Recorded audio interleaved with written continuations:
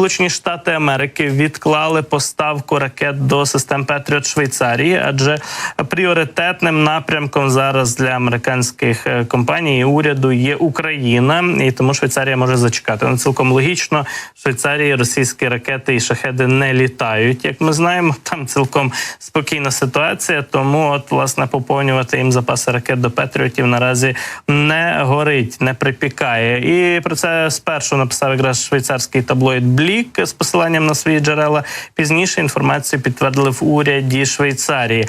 Федеральне відомство із оборонних закупівель Швейцарії в середу підтвердило, що поставки до ракет до Петріотів будуть відкладені через рішення уряду США. Ймовірно, не зможуть відбутися в заплановані терміни. Передбачено, що керовані ракети ПАК-3 до ЗРК Петріотів будуть прийняті на озброєння швейцарської армії у 2030-31 роках. Це, до речі, такі ракети до Петріота, які балістику можуть перехоплювати, так і швейцарці дуже хотіли їх мати.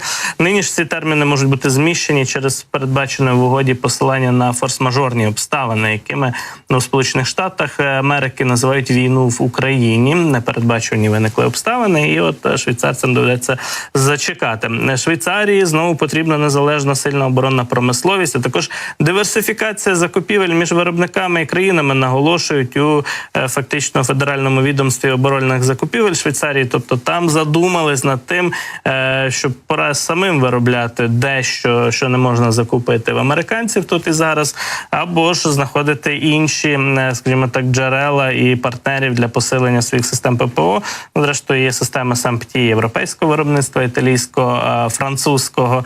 Швейцарці могли би звернути на них увагу, хоча САМПТІ системи теж не постачають українцям зараз наші європейські партнери. Ми теж цих комплексів потребуємо. Ми, зрештою, потребуємо якнайбільшої кількості різноманітних систем ППО для захисту нашого неба. Швейцарці ж, переживають за себе, це зрозуміло. У них доволі таки непогано оснащена армія, і зараз вони працюють фактично на майбутнє, на роки вперед, 5-10 років вперед, для того, аби мати запас міцності і запас боєприпасів до систем ППО, авіації свою оновлюють і так далі. Молодці, що сказати. Мають можливості, мають кошти, треба дійсно думати про свою країну на роки вперед. В нас, на жаль, десятиліттями трохи інакше цей процес відбувався в зворотньому напрямку, так, навпаки, на розбалансування і роззброєння Збройних сил України. От тепер лише коли дійсно настали моменти загроз для суверенності, для державності України, для самого існування України, тепер ми нарешті розвернулися в правильному напрямку і посилюємо наші Збройні сили України. І коротко маємо оголошення про те, що у нас на фронті відбувається. Ми ще детальніше цю ситуацію сьогодні обов'язково оглянемо, але щоб заспокоїти нас усіх, речник ОСУВ Хортиця, оперативно-стратегічного групування військ ОСУВ, саме так, у нас розшифровується Назарій Волошин, прокоментував ситуацію про загрозу російського наступу на Борову на Харківщині, з боку Луганщини, з боку Сватового. Каже, що не потрібно панікувати, бо деякі такі гучні дуже заголовки з'явилися після публікацій різних блогерів, відомих журналістів про те, що росіяни сконцентрували в районі Сватового 10 тисяч резервів, сил, і от уже будуть перти в бік Осколу, в бік Борової, Ізюмського району Харківської області.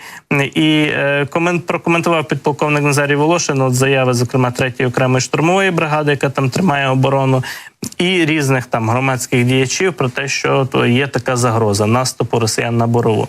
Значить, Волошин каже про те, що зараз не потрібно панікувати, підіймати в суспільстві, я цитую цю заяву, в суспільстві нагорає інформацію, що ворог, мовляв, наступає, і керівництво і Збройних сил України, і вищому політичному керівництву України. Ми зараз бачимо кадри якраз з Борової, яка була звільнена українськими військами у жовтні 22-го року в ході якраз Харківської контрнаступальної операції, Слобожанської офензиви, і от тоді було звільнено багато міст Харківщини, серед них і Борова, зокрема, це от момент звільнення міста, і якраз бачимо кадри звідти.